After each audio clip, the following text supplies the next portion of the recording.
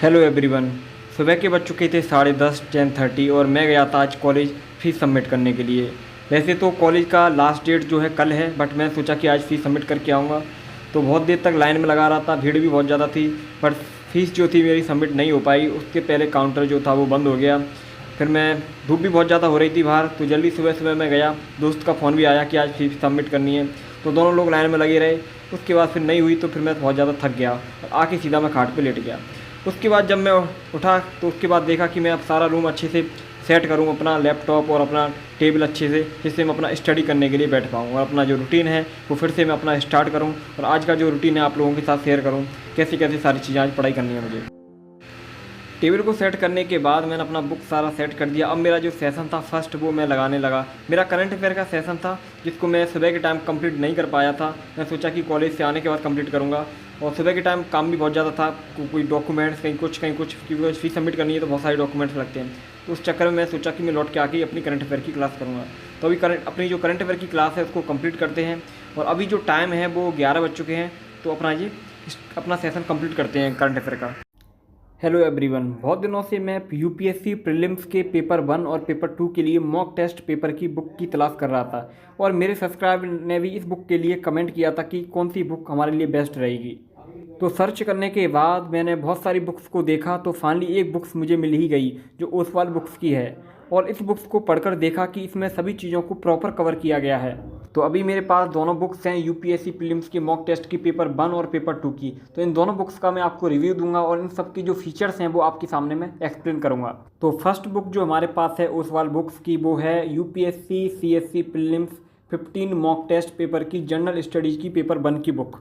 और इस बुक को मुझे पढ़ने पे पता चला कि यह बुक लेटेस्ट पैटर्न के साथ 100% अपडेटेड है, और एक्सटेंसिव प्रैक्टिस के लिए इस बुक में 2022 से 2023 तक के 2 प्रीवियस ईयर के पेपर्स को कवर किया गया है।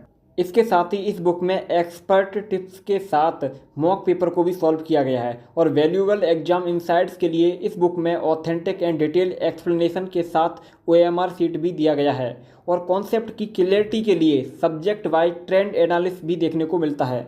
इसके बाद हम बात करते हैं second book 15 mock test paper की प्रीलिम्स के जनरल स्टडीज पेपर 2 यानी सीसेट की। और इस बुक को पढ़ते टाइम मुझे बहुत सारे अच्छे फीचर्स इस बुक में देखने को मिले, जो मैं आपके साथ शेयर कर रहा हूँ। और जैसे ये बुक यूपीएससी सीसेट पेपर के साथ फुल्ली सॉल्व है और 100% अपडेटेड भी है।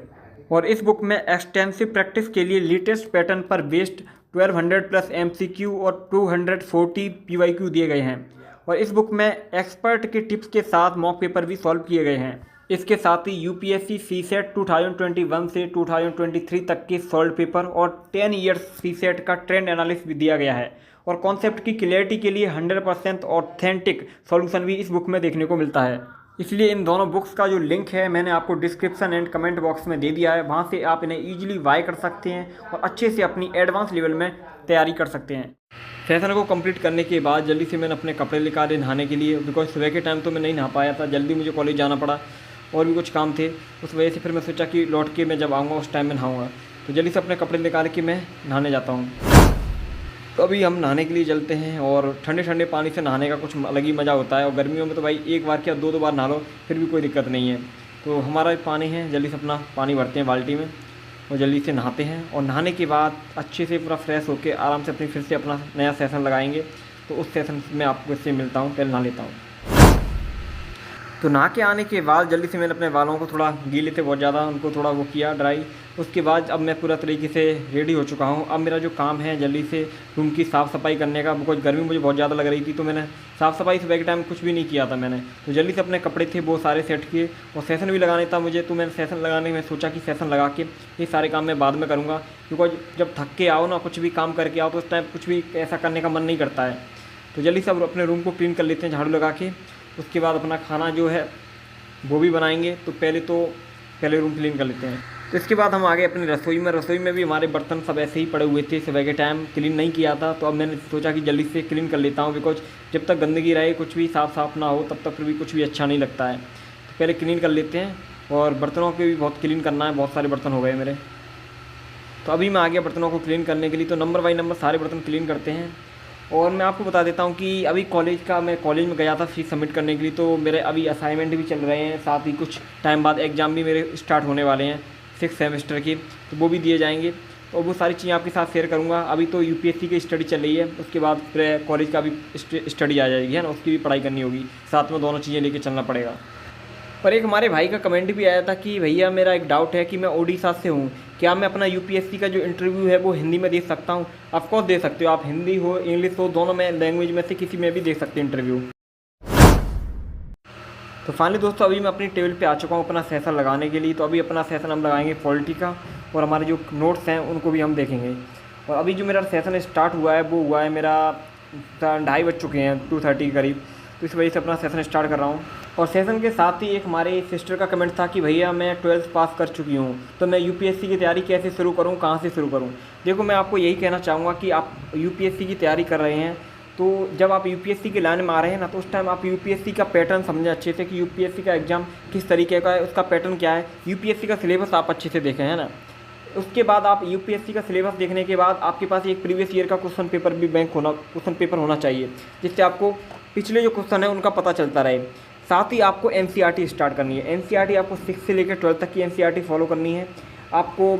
अब जैसे देखो एनसीईआरटी किस स्टेज में आपको कवर करनी है, 3 स्टेज में कवर करनी है आपको। फर्स्ट रीडिंग भी करनी है, सेकंड रीडिंग भी करनी है, थर्ड रीडिंग भी करनी है। थर्ड रीडिंग करने के बाद आपको नोट्स बनाने हैं। और ये फर्स्ट रीडिंग करना बहुत ही ईजी है, जब आप करने बैठोगे तो आपको पता नहीं चलेगा कि कितनी जल्दी आप एनसीईआरटी को कवर कर लोगे। सेकंड रीडिंग जो होगी उसमें और कम टाइम लगेगा, थर्ड रीडिंग और उसमें और कम टाइम लगेगा। इसलिए एनसीईआरटी जो है आपके पास 6 से लेकर 12 तक की होनी चाहिए, और आपके पास अभी प्रॉपर टाइम भी है, तो आप 6 से लेकर 12 तक की एनसीईआरटी कवर कर सकते हैं। और एनसीईआरटी आपको जो है हिस्ट्री, पॉलिटी, इकोनॉमी, ज्योग्राफी इनकी पढ़नी ही है, ये सबसे ज़्यादा इंपॉर्टेंट है। और नेक्स्ट कमेंट था कि भैया हम सीसेट की तैयारी कैसे करें, तो सीसेट की आप यूट्यूब से तैयारी कर सकते हो। और जब मैंने अपना सेशन कंप्लीट किया तो मुझे थोड़ा मेरा मन बेचैन हो रहा, तो फिर मैं ध्यान करने बैठ गया।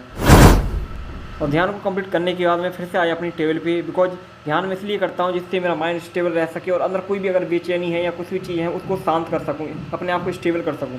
तो अभी मैं सीधा टेबल पे आया अपना सेशन लगाने के लिए। तो जो मेरा सेशन था पॉलिटी का वो 2 आवर्स का था, तो अभी ये सेशन जो मेरा चलेगा ये मैं इसको भी 2 आवर्स के करीब ही रखूँगा।